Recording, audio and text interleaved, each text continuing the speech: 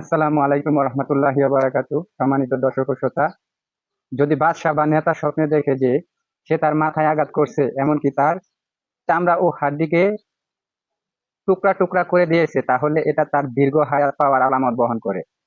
যদি হাড্ডিকে চূর্ণ বিচূর্ণ করলে তার বাহিনী পরাজিত হবে।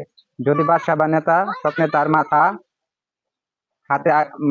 হাতে আঘাত হানে, তাহলে তার সৈন্য সংখ্যা বৃদ্ধি পাবে। আর যদি তার ডান হাতে আঘাত হানে, তাহলে তার রাজত্ব বৃদ্ধি পাবে।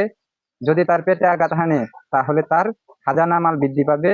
যদি তার রানে আঘাত করে, তাহলে তার আত্মীয় স্বজন বৃদ্ধি পাবে। আর যদি তার পায়ে নলায় আঘাত হানে, তাহলে তার দীর্ঘ হায়াত হবে। যদি তার দুই পায়ের আঘাত করে, তাহলে বিভিন্ন ক্ষেত্রে তার সম্পদের স্থায়ী স্থায়ী বৃদ্ধি পাবে। ভিডিওটি ভালো লাগলে চ্যানেলটি সাবস্ক্রাইব করে পাশে বেল আইকনটি বাজিয়ে দিন আর ভিডিওটি শেয়ার করে দিন।